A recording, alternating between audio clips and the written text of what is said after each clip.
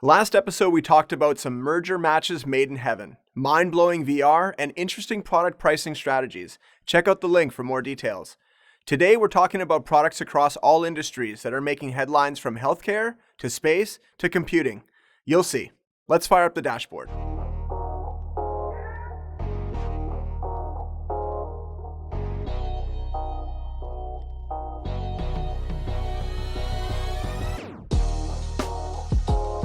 It's official. The flagship of AMD's first wave Radeon RX 6000 cards is finally out. The Radeon RX 6900 XT is the anchor product for AMD's new RDNA 2 GPU architecture, and apparently, it's everything we hoped for. AMD exploded back into the scene in the last few years and has pulled out all the stops, from CPU to GPU, and while they didn't quite take the performance crown this year, they weren't far off. It's been a busy fourth quarter for the video card industry. So did AMD save the best for last? Under the hood, it's powered by the same Navi 21 silicon as other 6000 series cards. This one features fully enabled silicon, unlocking next level performance. Let's be clear, AMD has done some extra binning behind the scenes to make this performance possible. Red Team has benefited from watching Nvidia struggle, but it's safe to say they've played their cards right, and it worked out in their favor. Nvidia would drop, AMD would edge them out, but this final product is proof that AMD was tired of proving themselves at Green Team's pace. To provide consumers with the best products they promised, delivery would not be cheap or easy. Fully binned and enabled Navi 21 chips means they're reaching deeper into their yield for assembly with chips that are increasingly rare. It's no secret that producing these coveted 7nm wafers is difficult, and it's likely why we're seeing incremental price increases across the board. The Radeon RX 6900 XT, for example, is $1,000. Janet talked about the specs last month. Check out the link. And it's the real deal, with all 80 CUs and 128 ROPs active, while clocking in at the same as the 6800 XT, meaning peak clock speeds will be around the 2250 MHz mark. The official game clock rating is 2015 MHz, so this 11% increase by the 6900 XT should do wonders for texture, compute, and RT-bound workloads. It's not a massive shift, but it's enough to justify a separate SKU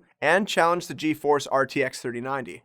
Alright, well that brings us to Nvidia. I mean, we knew this would happen. There's way more demand than supply, and as Nvidia's A100 used in gaming, data centers, and HPC industry goes, it's projected they're behind half a year in production. It's a good problem to have if you're Nvidia, and if your brand loyalty and leadership remains unchecked. But if they can't keep up with the demand of the industry, users will lose interest and shop elsewhere. The 7nm silicon for this product is manufactured by TSMC, the manufacturer also responsible for the current market at large. The A100 is one of the largest chips produced by TSMC, and it consumes lots of HBM2 memory, with each one having 40 gigs on board. This unit is flexible across applications like AI, machine learning, and high-performance computing, providing higher performance than its predecessor, the Tesla V100. Supply is so low, the Tesla V100 32 gig SXM2s are going for $14,500 on reseller markets. Obviously, the A100 will cost more despite these $15,000 cards being on back order, but is it worth the wait? That's a tough one, because by the time you get yours,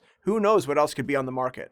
Speaking of the market, as of yesterday, Cyberpunk 2077 is officially on it. This insanely anticipated game is out hitting all the right notes. Immersive, visually stunning, customizable, with some mechanical missteps. Regardless, we're stoked to play this title over the holiday season. Currently, it's for PS4, PC, Xbox One, and Stadia, but will be coming to PS5 and Xbox Series S and X in 2021 next year. Standard Edition goes for $70, and we think it's well worth it because this isn't a one-and-done game. With lots of exploration to be done and customization making each experience unique, there are so many options you may find it overwhelming being thrown between brain dance exorcisms, lunch dates with criminal messiahs, and sick random side quests. The narrative leaves a bit to be desired, but it's hard to keep a script as enticing as the visuals, customizable roleplay, or the hacking mechanics. Long story short, none of these are a deal breaker. There aren't many single-player FPS/RPGs of this style like this, which makes this game extremely novel. Are you guys going to get Cyberpunk 2077?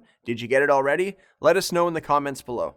Under the wire for this year's holiday wishlist is Apple's long-awaited over-the-ear headphones, the AirPods Max, available for $549. Apple's audio products have been historically met with a lot of criticism, but for these high-priced, strangely named units, Apple seems pretty impressed with themselves. They offer wireless, high-fidelity, spatial audio with adaptive EQ and noise canceling, and these AirPods are much more pricey than higher-end and well-established brands like Sony and Sennheiser headphones. But they're being dubbed as luxury variants, so we'll see. To be be fair, they've been improving their audio track record since they purchased Beats Audio and launched Apple Music services. It makes sense that they want to manufacture all possible desired accessories for their core product group. It follows Apple's sleek, minimalist design with stainless steel and 5 muted yet very rich colors. They've addressed fit with an adjustable headband and memory foam padded ear cups that can independently rotate, pivot, and sound can be distributed through personal settings. There's minimal control on the unit, and they come with a really bizarre looking smart case. But hey, for those of you who always wanted a specific purse for your headphones,